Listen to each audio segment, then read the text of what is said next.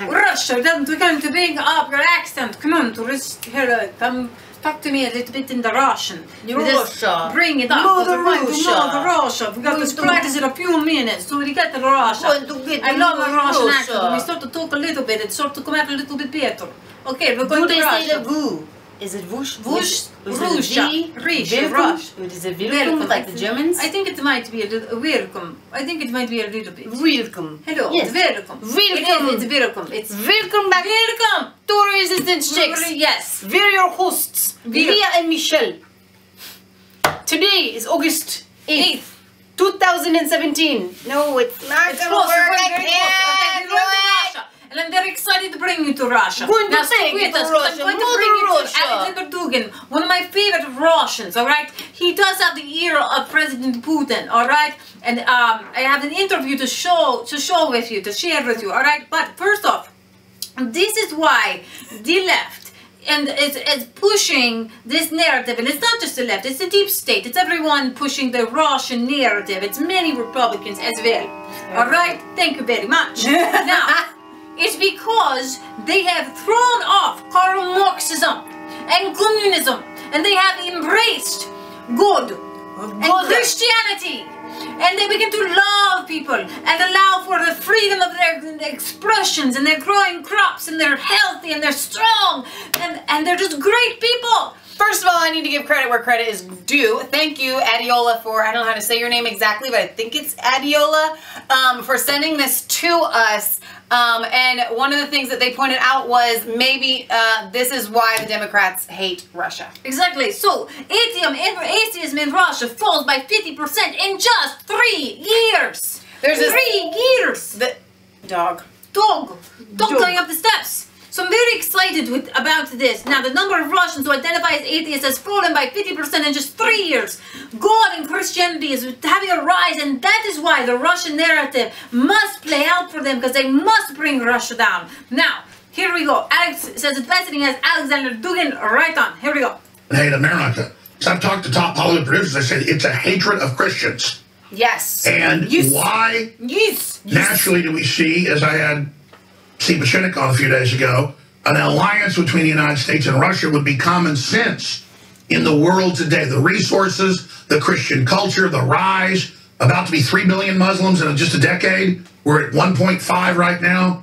The globalists have allied with the most radical forms. You can see the math of where this is going. So we should naturally be allied, but that's not what they want. They want to make Russia the #1 enemy. They want to paralyze the president, where if he doesn't accept all these Soros operations to destabilize and overthrow countries around Russia and in Russia, that he's a Russian agent. He can't even go to dinner at the G20 and sit 30 feet from Putin and wave at him. They go, oh my gosh, you waved at him at another secret meeting, at a G20 meeting. This is crazy. Now, the public isn't buying it in polls, but the deep state doesn't care. They're using it as the excuse to prepare a COG overthrow. Ladies and gentlemen, this is a dangerous, dangerous time, and Trump warns this new low is dangerous for the whole planet, as we need Russia to deal with North Korea and so much more. So, Alexander, thank you so much for joining us. Aleksander Dugin, geopolitical.ru. You got the floor, my friend. Let's go through who the globalists are, what their aims are, why they hate the United States and Russia so much, and is there any way to stop them before they trigger World War III? Hi, Alex. I'm really happy to be broadcasted in the United States because I think that your station and your channel and your heroic struggle is a unique possibility, unique momentum to say the truth that nobody wants to hear.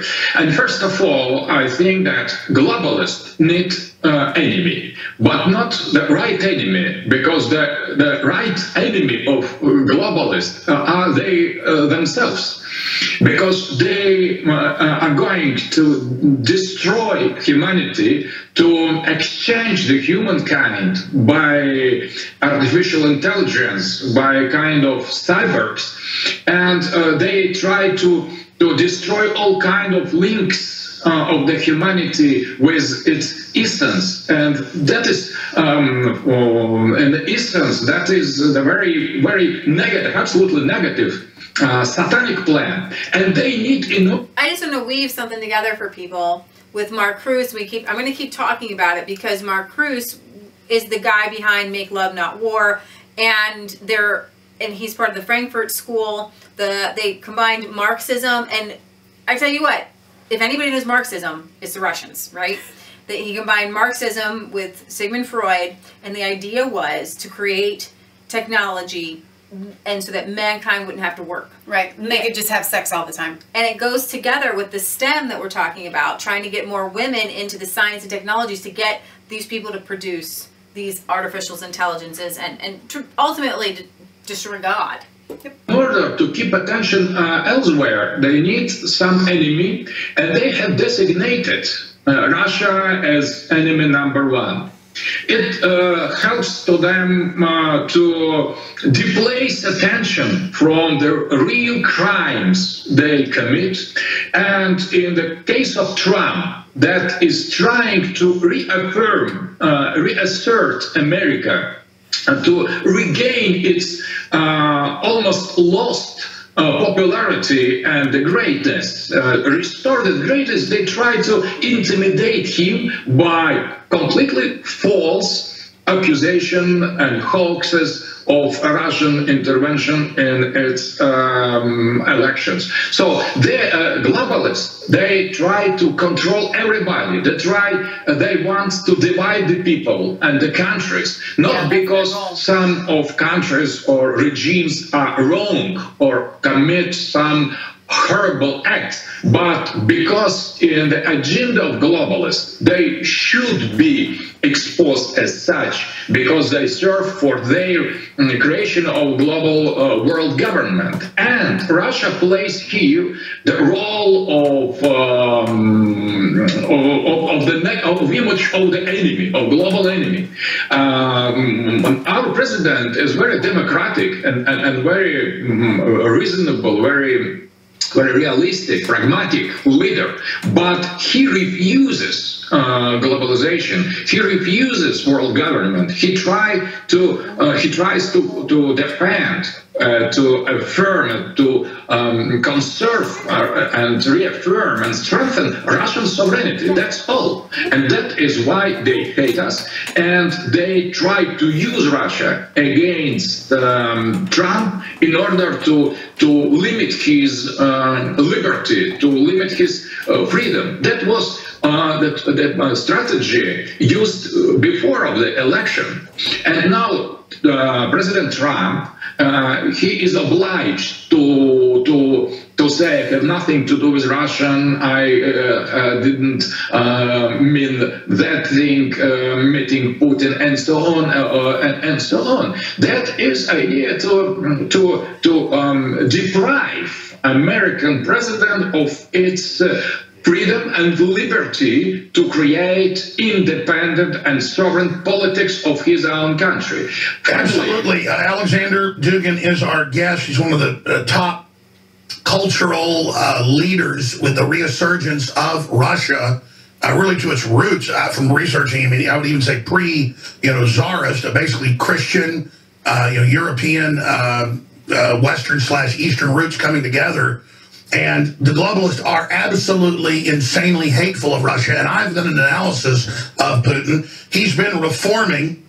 He's been cutting back the corruption. He's been arresting the oligarchs. He's been empowering programs for the family. He's been promoting Christianity. He's been promoting sovereignty.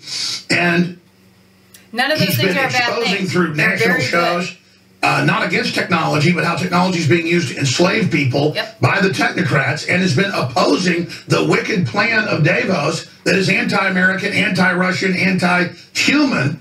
And quite frankly, now we see more of this from Trump. But this isn't like something he got from Putin or he got from me. This is the truth of what we face. So let's talk about Vladimir Putin himself and why the globalists hate him. They're also obsessed with him. It's leaked that, Hillary's obsessed with him, basically in love with him. In the WikiLeaks, she was just beside herself. Megyn Kelly behind the scenes began shuddering with sexual pleasure, basically. Whenever I'm serious, when she talked about Putin, I mean, why are they so obsessed with Putin?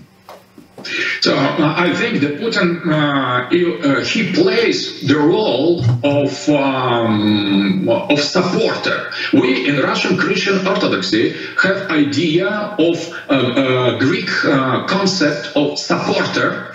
In Greek, katechan, some figure, symbolical figure. You're talking about an icon that's a defender.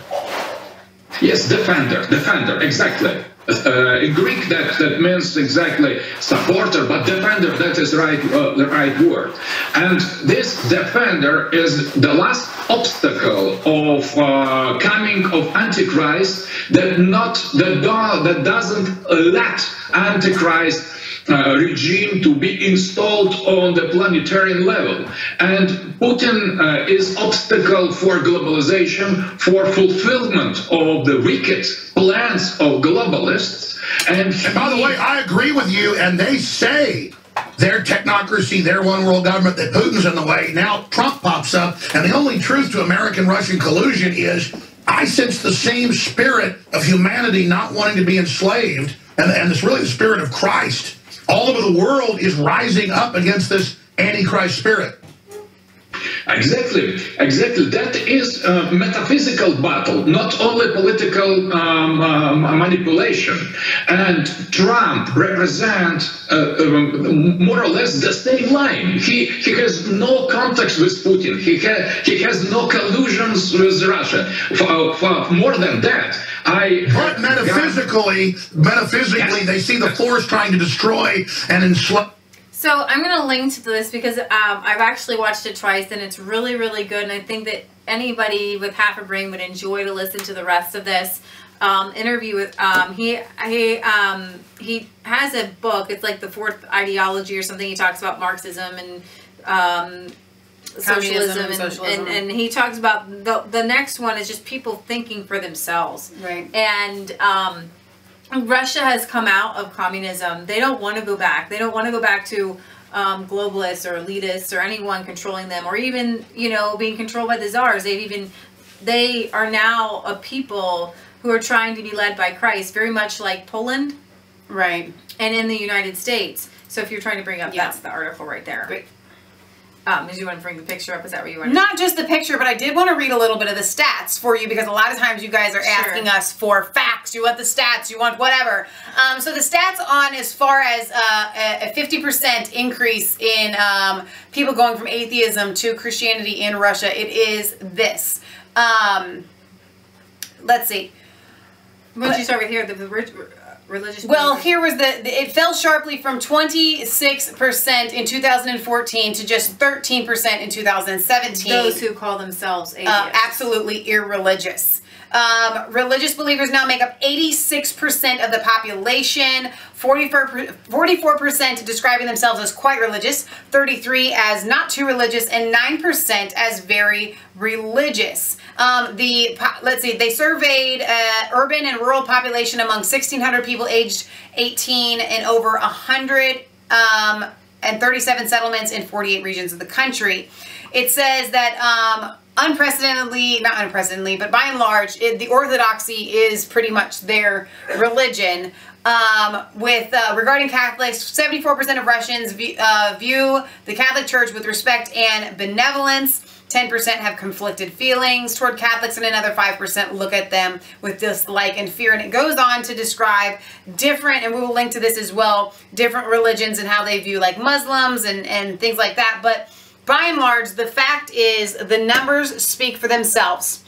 86% of Russians view themselves as religious in varying degrees. Yeah, and here's the link in Russian. And so we're just, I'm excited to see this outgrowth of just love and Christianity and Christian principles. I mean, we're talking about real Christian principles. We're talking about the founding father Christian principles. Right. We're talking about going back to a time when people literally loved your neighbor as yourself. You set up a government and you got the corruption out. Is any government ever going to be perfect? No. But I'm going to tell you that right now, there's places like in Russia, and there's an awakening in the United States. There's awakening in the UK. There's an awakening. Poland's already woke. Right. Everyone's woke in Poland. And the Russian people, whenever you see them interviewed, as much as the media keeps demonizing them, they still love America. Right. They still love Americans. They love American principles. It's amazing. Feel it inside of themselves. Yeah. It's metaphysical is what they're saying. And I have felt that, and I will tell you guys again, for people who haven't been watching us, in 2015, I started to pray, and I just kept praying for Russia, Russia, Russia, and God told me to love Russia. And so what I knew when this whole Russian narrative came out, that God had spoken to me a year before, ahead of time. Which I can attest to this fact. Leah would say to us, I don't know why I'm always praying this. Right, exactly. I remember it. I had no idea why you did that Russia all the way up until Russia even became, like, even as it, like, literally you never stopped saying it, is my point. You said it started in 2015, but you have said it ever since, and up until the Russian narrative came out, and then you were like, whoa, you know. Exactly. So I know for me that there's a spiritual connection. God has told me to love Russia. God has told me to love Vladimir Putin. Russian agent. I see how Trump's mind and Putin's mind, they're two very, very fallible men who are listening to people, and I believe actually Vladimir Putin is listening more to God, which is why the cultural Marxists and the deep staters and whatever you're going to call them, it's just they're evil. Those who are led by evil, I want to demonize them, but guess what? We're winning. Christ is winning. Yes. Good is winning. Poland made Christ the official king of their country. They're not even, they're not a theocracy. They just believe that Christian principles and living out the love of Jesus Christ. And I see the love of Jesus Christ in a lot of the Russians. And I see the love of Jesus Christ in the Polish people. And I see America is fighting. And I see the people in the UK are fighting against evil, fighting against ideologies that take away human rights and strip them of human rights. And you know, sorry, just the first thing that came to my brain when thinking about this is that transgender thing I watched last night. So here's the thing, guys. When it comes to, a lot of people say, well, Putin was KGB, or, you know, the things that Trump has said, I can't forgive, and all that stuff. Well, here's the problem. There are things that are completely unforgivable with the Clintons, the mass murders that they have under their belts, the complete disrupt and hijacking of money in Haiti. It's unfathomable. Mueller, the guy investigating Trump, he was the guy saying with the that there definitely is weapons of mass destruction. He's one of the reasons why we went to war. So my point is, everybody is fallible. The difference is Clinton would have continued her string, and is continuing her string, of deaths and corruption and taking advantage of people, and rushed in a new world order. Whereas Putin and Trump, who have made mistakes in the past and probably will continue to make small mistakes moving forward, their intent is to bring back wholesome and moral thoughts and ideas to their countries, and they want to make Russia great again. They want to make America great again, and that is the difference. Yeah, Google and watch some videos on Russian farmers. You'll be happy. Yep. All right, you guys, this is Leah Michelle signing off for Resistance Chicks, where it's not just a conspiracy theory, if it's the truth. Wait, stop. Start over. This is Leah Michelle for Resistance Chicks signing off. Where it is not a conspiracy theory, if it's the truth. Don't forget to like, comment, and subscribe to Mass Faith 3 and Resistance Chicks. Ring the bell for notification. Find us on Facebook. Follow us Twitter. We love you. God love you. And God bless. God bless Russia, Poland, UK, Italy, France, all of our great countries. The United States, man. Yes, God bless you all.